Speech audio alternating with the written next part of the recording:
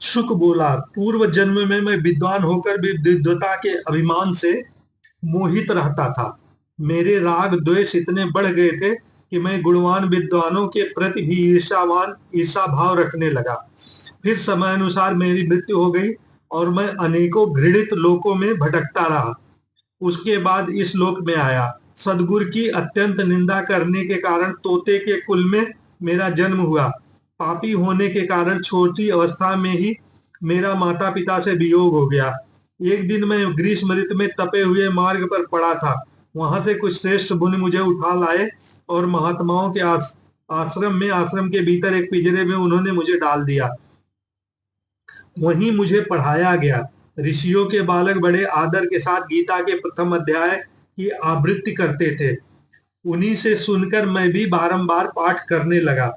इस बीच में एक चोरी करने वाले बहेलिये ने मुझे वहां से चुरा लिया। तत्पश्चात इस देवी ने मुझे खरीद लिया। यही मेरा वृत्तांत है, जिसे मैंने आप लोगों से बता दिया। पूर्व काल में